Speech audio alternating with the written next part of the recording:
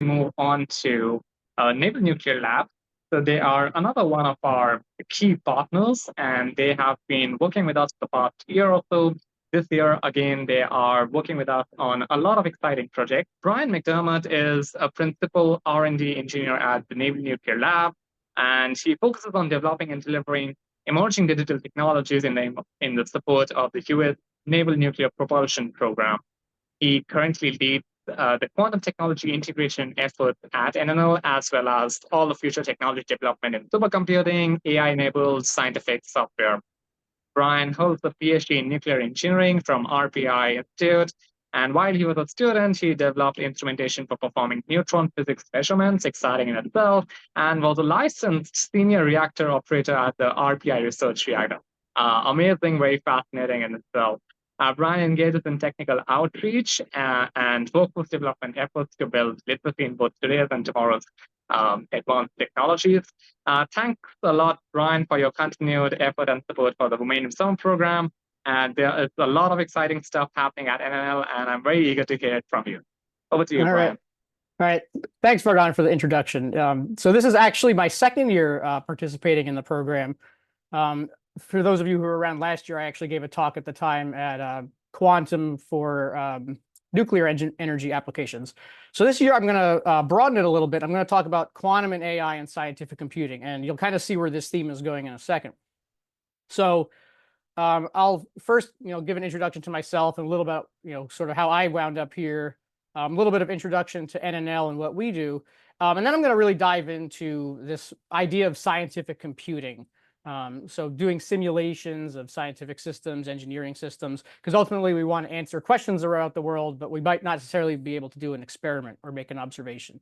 And that will set the stage for the project you'll be doing later in the program this summer, and maybe give you some ideas of how to get started. So a bit about me. I'm not a quantum physicist, nor do I play one on TV.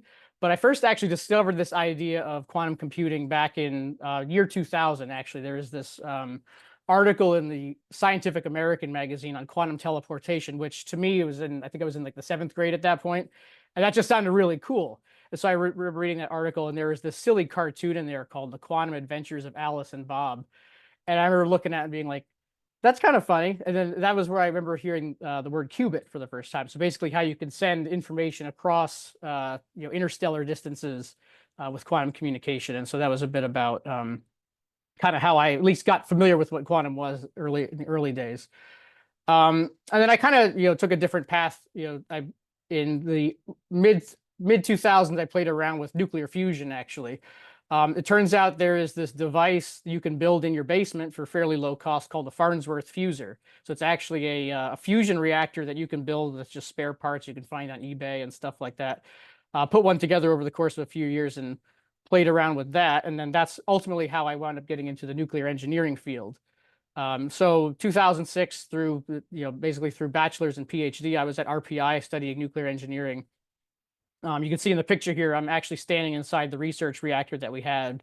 And it was very unique because the power was very low. It's only like 15 watts. It's like the easy bake oven of nuclear reactors. So you could actually go inside and play with instrumentation, move fuel around, do different types of experiments and things like that.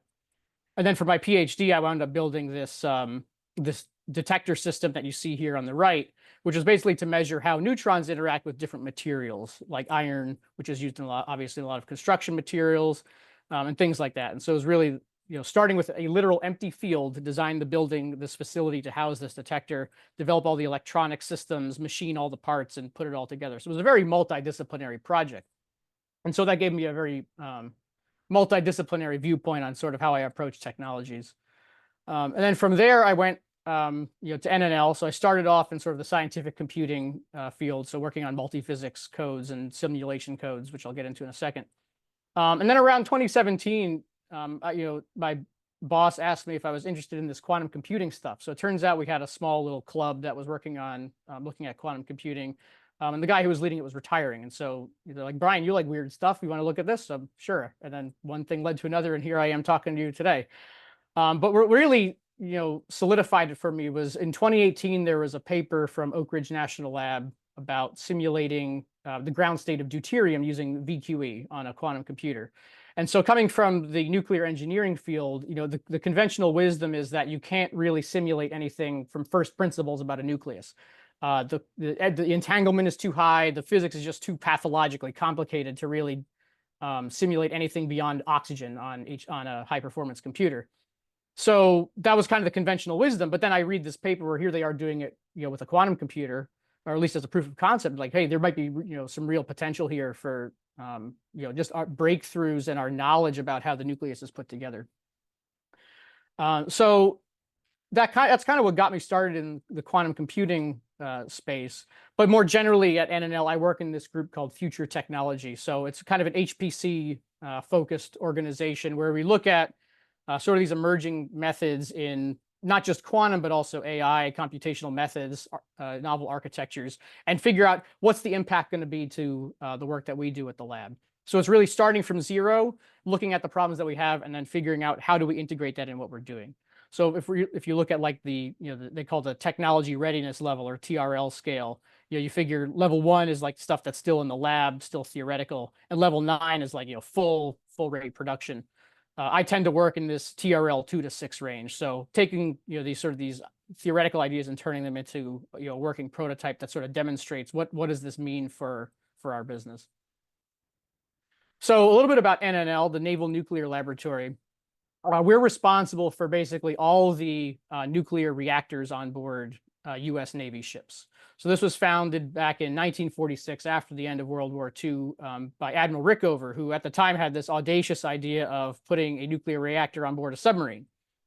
And then later that turned into nuclear-powered aircraft carriers, and there was even some technology spin-offs into developing the first commercial grid-scale reactors in the U.S. So we're a government-owned Department of Energy laboratory, so sort of in the same category as like Los Alamos National Lab or Lawrence Livermore.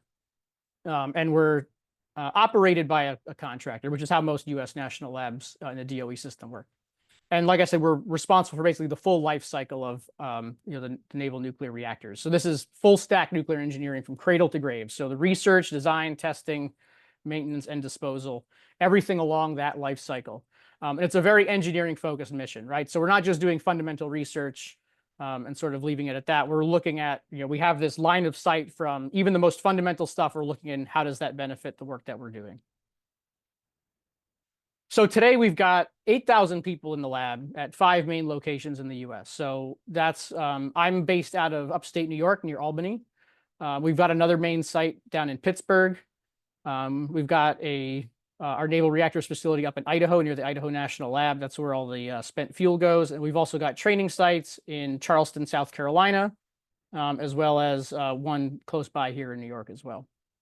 And so when it comes to nuclear energy, we're actively still building things, right? It's kind of hard to say for commercial nuclear power right now being so expensive, but it's a rather unique experience to see these things constantly built and tested every year. And this has been going on almost continuously for over 75 years. Now, in terms of sort of opportunities that the lab offers, if you're in the U.S. anyway, we have an internship program that runs every year. And if you're a PhD student, we actually have the Rickover Fellowship Program that will fund PhD programs for students working on fields, including things like nuclear engineering, materials science, AI, and so on. So nuclear engineering is more than just nuclear power, though. So if this is a field that sounds like it might be interesting to you, realize that there's opportunities in all different spaces of this field. In some ways, it's the first generation of quantum technologies. So the initial studies of quantum mechanics back in the 1920s ultimately led to the developing of nuclear energy in the 1940s and 50s. And that's because nuclei have this ultimately quantum mechanical description to them, and all the behaviors are probabilistic, governed by these quantum processes. And so actually turning those concepts into useful applications is the province of nuclear engineering. So obviously there's the energy applications like fission and fusion. So nuclear fission obviously is the one that powers all nuclear reactors today, but fusion is still this very hot topic in terms of figuring out, okay, if we can figure out fusion, we have a very energy dense yet very non-polluting energy source. And so there's a lot of motivation right now to develop nuclear fusion reactors. There's also applications in the medical field. So when you think about going to the doctor's office and getting X-ray or maybe cancer therapies and things like that, there's a nuclear engineering component to that, both designing the imaging and therapeutic systems, but also calculating what is the impact on the patient, right? Radiation, we know, can cause damage in large doses, and so you want to be able to do the right sort of cost-benefit trade-off when computing doses to the patient. Similarly, there's the safety, environmental protection opportunities, safeguards and non-proliferation, so preventing nuclear materials from falling into the wrong hands, developing instrumentation and measuring nuclear processes and radiation, and ultimately the fundamental science and astrophysics. Ultimately, fusion in the stars sort of explains how all the elements heavier than iron got here. And so ultimately we can trace our existence to nuclear processes in stars. So it's a very fascinating field in that regard too. Now, in terms of the things that we as nuclear engineers use to get our job done, one of the biggest tools that we use is supercomputing. It is a very computationally intensive field.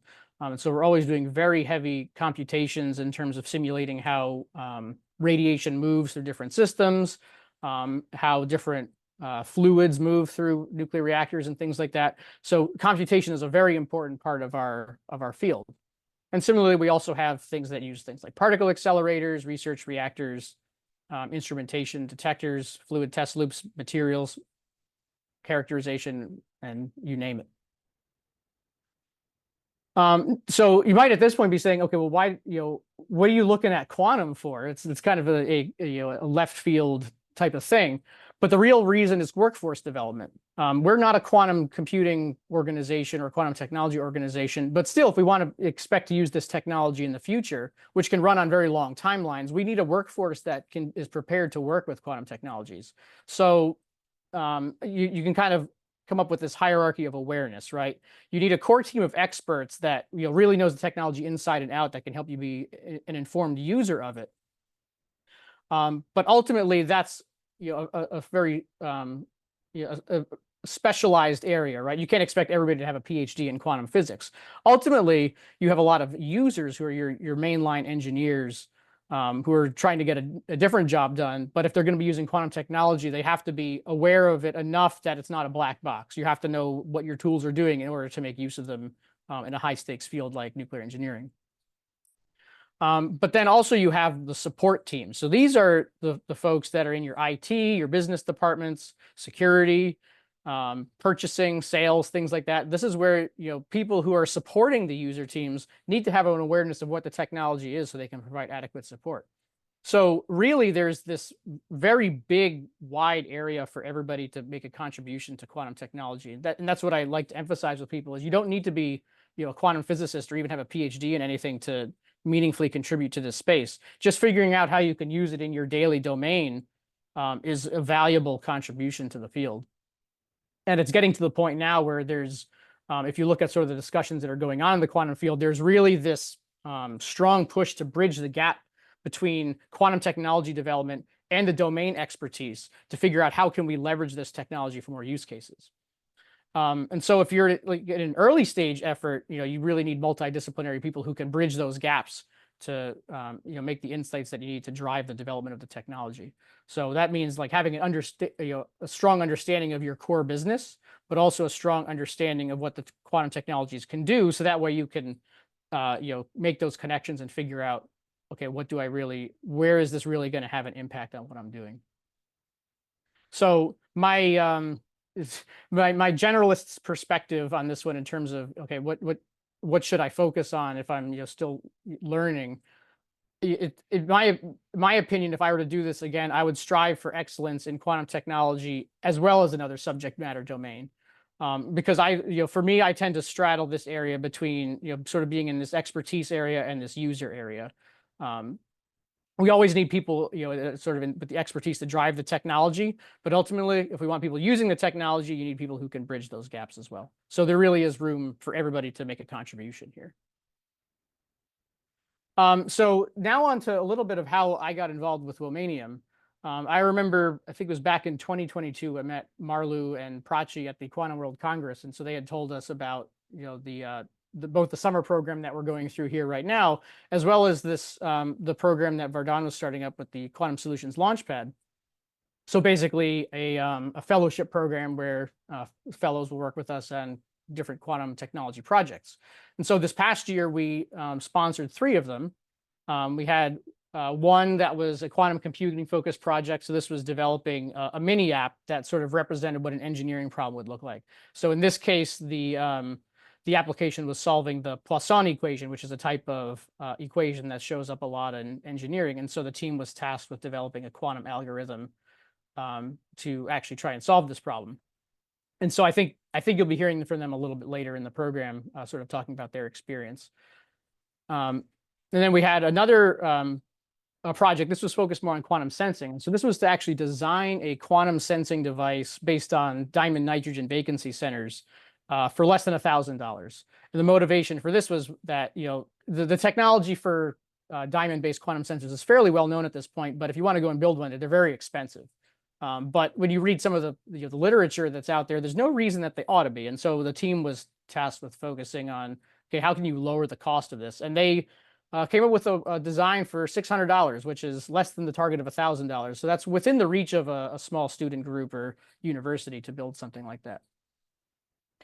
And then lastly, we had another project that was modeling and simulation focused project. And so many of you heard from Erica earlier in the program. She was actually one of our fellows on this project. It was basically to design a software tool to model and simulate diamond nitrogen vacancy centers and how they would react to particular fields. So this was a great program. You know, everybody had a great experience. And just this past April, we actually brought all the team who was available to Pittsburgh to tour the National Energy Technology Lab, who's another one of our collaborators. And you know, they got to tour the lab and see everything that they're doing there. And they also got an opportunity to present their work at the Pittsburgh Quantum Institute Symposium, annual symposium. And so that was a good experience for everybody, and a chance to, you know, show this work to a wider audience. Okay, so now on to the theme I want to bring to the program this year, and that's this modeling, simulation, and scientific computing theme. So in engineering, but in a lot of other fields of science, including the climate application that our earlier speaker talked about, there's a lot of things that are just too hard and too complicated to do in the real world, right? We need to design and operate these big systems. We need to understand how nature works. But we also want to be able to predict alternate scenarios. So if I change, a particular aspect of the system, how does it behave in another way? You can't necessarily do that when you only get one big system to work with. The experiments just aren't always feasible. In terms of things like safety, right? Crashing cars is dangerous and expensive, but we want to know how a car is going to behave under, sort of accident conditions. And crash testing every single case is going to be too expensive. So we can do some simulations to sort of fill in the gaps of our knowledge. Similarly, you can't reconfigure galaxies. So if you want to figure out how two galaxies are going to collide and interact with each other, you can't exactly set that experiment up. So you want to be able to simulate that. And sort of in tandem with that, the computers we have access to today are more powerful than ever. We're now hitting the exascale regime, which is over 10 to the 18th floating point operations per second. So this is, basically the biggest supercomputers on Earth are just these big data center racks like this that are full of CPUs and GPUs, and they're all orchestrating these big calculations all at the same time. And sort of in tandem with the hardware, we've also developed highly productive software tools and programming languages to enable these types of calculations, things that might not have existed 30 years ago. Even the computer on your desk is more powerful than what was available even in, I think, probably the mid-'80s. And so it's kind of amazing how far we've come in terms of the hardware development. So in practice, when you want to do a scientific simulation, it's a little different than developing sort of a commodity app, right? You don't just start coding and try and just make data flow around. You sort of have to follow a process that takes it from the fundamental question you're trying to ask. What do I want to do? Do I want to design a rocket? Do I want to predict where a hurricane is going to go? Do I want to figure out how a car is going to behave in a collision? You have to figure out what question are you trying to ask. Then you have to model that problem. So in science and engineering and pretty much all natural science fields, we typically model things with differential equations. So whether ordinary differential equations, partial differential equations, if there's a spatial component, we have to figure out what are the governing equations of the system I'm trying to model, what I'm trying to simulate. And so that could be something like the Poisson equation example that I gave in the sort of earlier. That would be kind of like, how does a material bend under elastic strain, something like that. So you need to at least have enough understanding of the world to know what equations govern my system. Then you need to map that model to the hardware. So if you're on a regular CPU or GPU type system, typically what you're doing is you're using something, you're turning this continuous set of equations into a discrete set of equations. So you have to draw a grid, you have to convert that equation into a discrete equation using something like the finite element method. And then so you have to figure out, okay, how do I map that to hardware? And then you need to solve the problem. Most of the time, we're solving the problem by solving a matrix equation. So you're doing AX equals B, or you're doing an eigenvalue problem where you have H psi equals E psi. And if you're familiar with quantum mechanics, this is Schrodinger's equation right here. It takes this fundamental form. So we need to take these sometimes very complex continuous equations, convert them into discrete equations, and then turn them into a linear system that we can then solve on a computer. And then once you've solved it, well, now you've got an answer. How do you know you're right? So now you have to do this verification and validation process.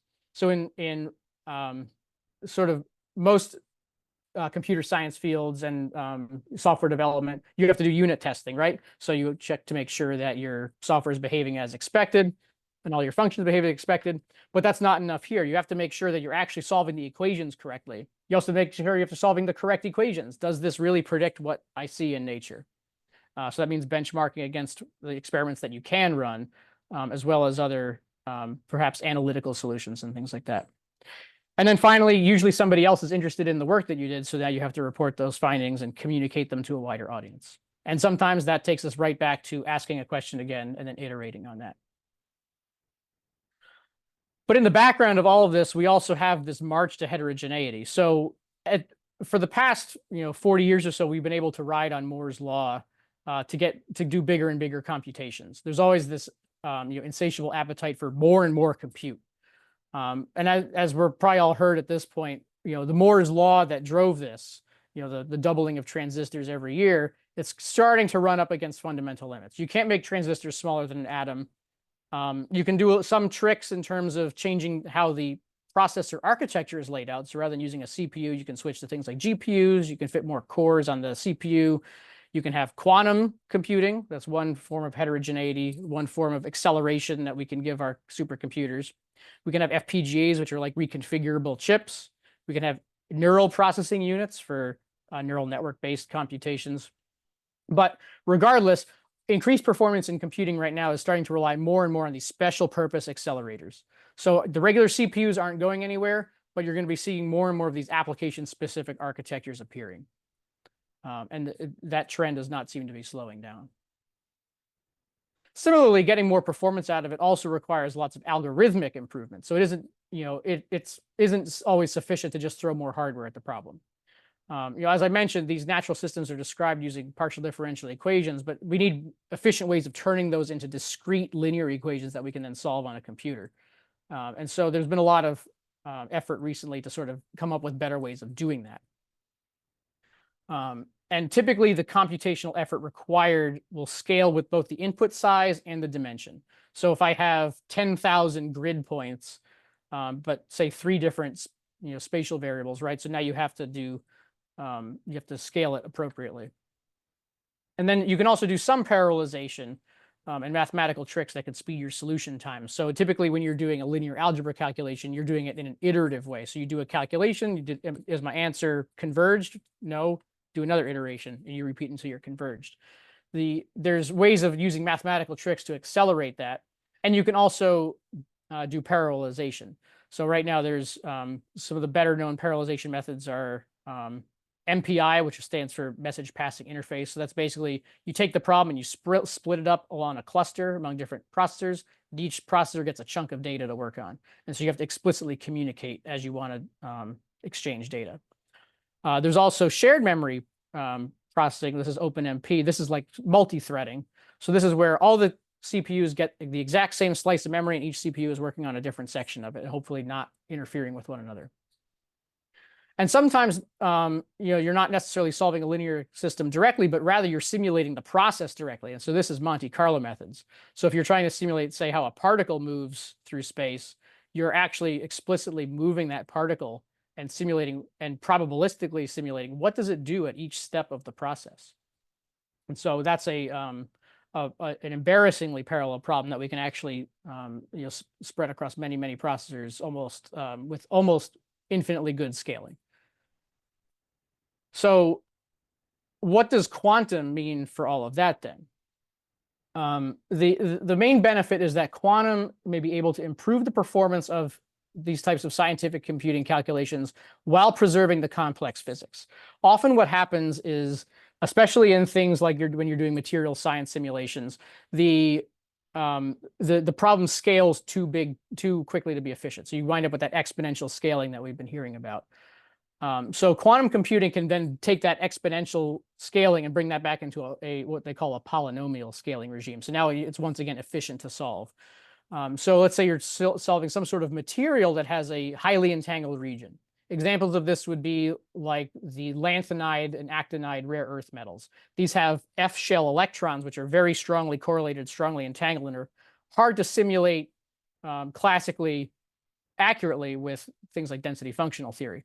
So the idea with a quantum embedding method then would be that you'll take that really hard part of the problem, offload that to a quantum computer and solve it, and then do the rest of the problem, which is efficiently simulable, do that classically, and then bring back the quantum answer to complete the calculation. Like I mentioned earlier, nuclei are another thing where a quantum computer can simulate the fundamental physics better than a classical computer. Right now, the best models can get to about oxygen before you just run out of space, you run out of memory. Even the biggest exascale computers can't really go beyond that. So if you want to go to the heavier elements and really predict from first principles how things are going to behave, that's when you have to start looking at what does quantum computing bring to that. Now, for classical and regular PDEs that don't necessarily have a quantum component, it becomes a little more uncertain what the advantages look like. It kind of comes down to how strongly correlated are parts of the problem. And so one thing that comes up from that are these quantum inspired methods, which are tensor networks are one example of that. So with a tensor network, what you're effectively doing is you're taking a very strongly correlated problem, but taking advantage of let's just calculate the strongly correlated parts and forget about the sort of the uncorrelated parts, which turns out to be very accurate for certain types of problems, including things like fluid dynamics, which are interesting to a lot of different sectors. So sort of the ongoing research questions here are, what types of modeling and simulation algorithms can quantum computing accelerate? Still a very much an open question, which lots of people are trying to research. And then how much of a speed up can be realized in practice? So we can come up with theoretical answers of how quantum computing will improve the scaling of an algorithm. But then when you actually try and implement it on a real computer, where are the bottlenecks in that? You still have to move data around. You still have to deal with user interfaces. You still have to deal with all these other things that don't necessarily show up in a theoretical analysis. So this is very much a practical question of realizing what a quantum advantage looks like.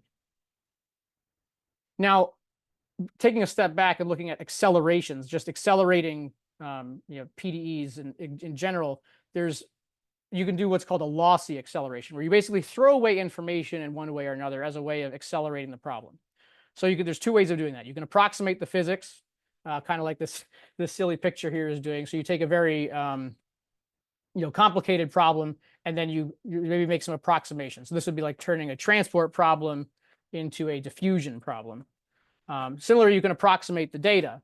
So that would be like, instead of making an approximation of the physics, you just say, okay, I'm going to compress away parts of the data that might be unimportant to me. So this is, a fluid simulation here where to the eye, this doesn't look that different.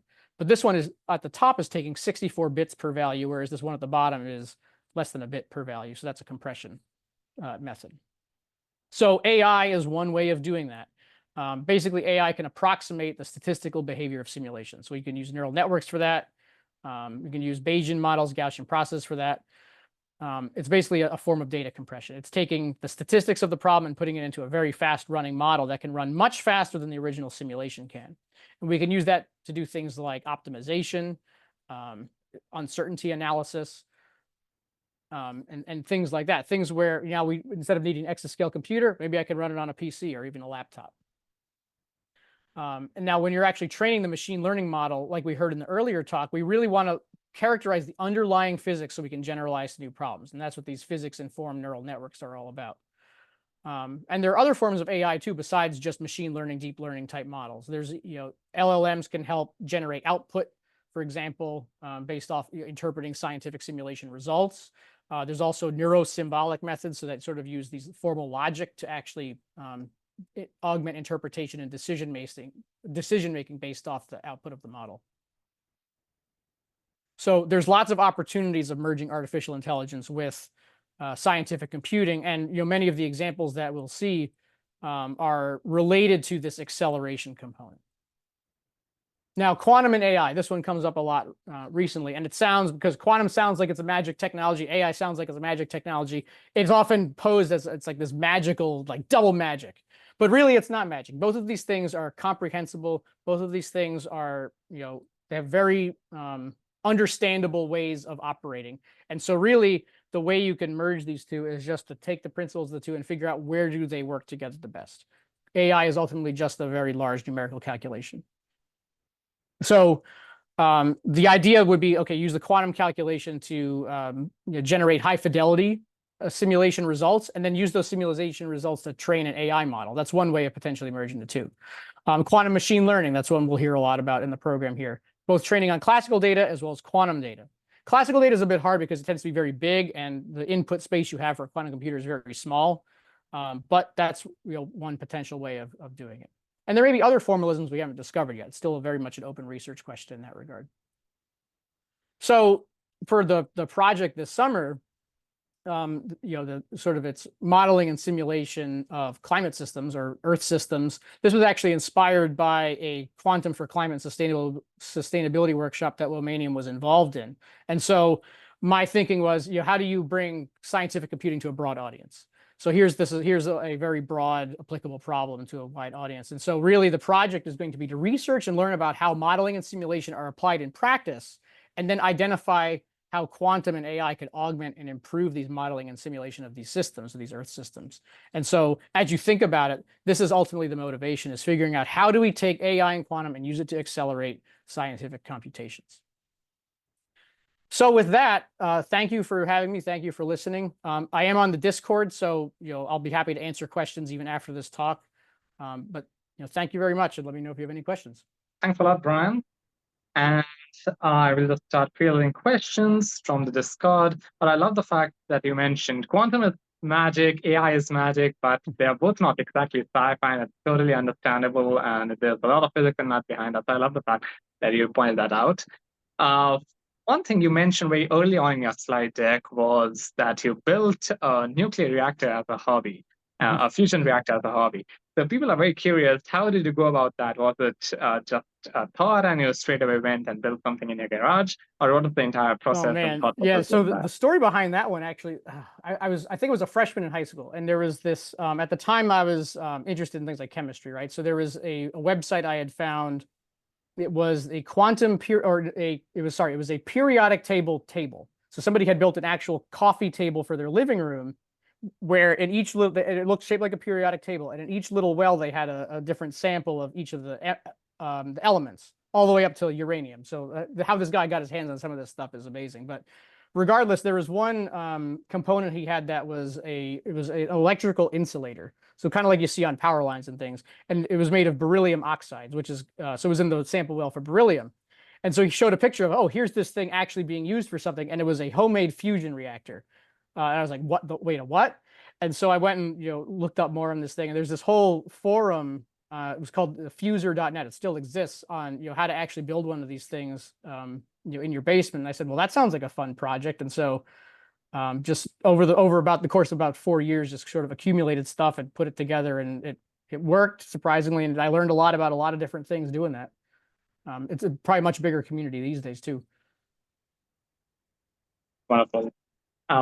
Yeah, in your slide deck, there was a brief mention of something called as a thermodynamic EU. What is exactly that? Like, are there processing units based out of heat, or how does that work? Right. So the motivation for these is for machine learning applications. So as you know, in machine learning, when you're trying to train a model, especially whether you're talking like a little, small model or even like a big, large language model, it ultimately comes down to optimization. So you're trying to reduce or minimize the loss function, which if you're thinking of it from a physics standpoint, you're trying to find the minimum energy of something. So what the thermodynamic computing processor developers are doing is they're trying to figure out, okay, how can I create a system that that encodes this energy, that encodes this loss function and sort of the energy of these little components in the system, and then can minimize that energy directly rather than have to numerically compute it, right? Because a computer is just a fancy abacus, right? You're shuffling things around, but it's not really reducing the energy of it literally. You're just mathematically approximating it. So this thing is literally minimizing the energy of something. And so that's sort of the motivation behind these thermodynamic processors. It's still a very early technology that people are still looking at, but given the energy costs of training large language models right now, it's definitely a hot topic for a lot of people to look at that. Right. There's a lot of questions on the projects and who all are eligible to participate on the projects, who all are eligible to be selected for the fellowships after that. So maybe I can chime in over here. The projects, everyone is eligible. So regardless of your nationality, Womanium is hosting these projects regardless of your nationality, background, educational experience, anyone and everyone who is a part of the Womanium Summer Program can participate in the project. For the fellowships, that is restricted only to US citizens. So the best participants who are US citizens will receive fellowships to work in the QSL program with NNL. And then there's another question on the PhD candidates you mentioned, NNL is hosting as internships. So are international students also eligible for those PhD fellowships? For the fellowship is restricted to U.S. citizens, but there are other PhD programs that we funded in the past where that are open to international students. That kind of depends on what the PI is doing. Right. Okay, I'm just scrolling through some questions. Yes, so you talked about thermodynamic PUs and how they are based on taking a particular thermodynamic system and getting them to the ground state energy, something like that. Is this similar to what principle we learned about in quantum annealing? Yep, it is. It is similar to that. The main difference with quantum annealing, you can take advantage of quantum tunneling, right? So you can tunnel through the boundary. That's a fundamentally quantum mechanical process. With the thermodynamic processors, there's no tunneling involved. So you're really it's more like simulated annealing almost. So you're kind of like you're going down the gradient as opposed to trying to tunnel through the barrier. Right.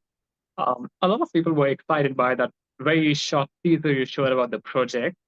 And so people are curious, what is the best way to go about those projects? Are there any particular resources you can recommend or some ideas where the participants can start already brainstorming? Yeah, so I'll have more on this next week. So on Monday, when I introduce the project, I'll have a little bit more in the way of some ideas and some resources you can go after. But I can also post some stuff in the Discord that are similar to those links. So depending on what you're interested in, I can try and help you out with that too. I'm in the Discord. I talk to people all the time on there. It's more than happy to answer people's questions there as well. Wonderful. For students who are just starting out in the quantum journey, any career advice you would like to share with them? Yeah, I mean, I would say think about it really comes down to where your passion is, right? If you're really passionate about quantum as a technology, by all means, go as deep as you can and as far as you can go. And you don't necessarily need to get a PhD in that, but tends to be that when you're doing when you're trying to go really deep into technology and you're really passionate about it, that tends to be the path you wind up following anyway. But the other aspect of that is if you're interested in like a domain of science, chemistry, biology, physics, look at how quantum computing or other quantum technologies can sort of influence that as well. And I think you'll find that when you combine two things, you wind up with a lot of interesting synergies and options that might not have necessarily been noticed before.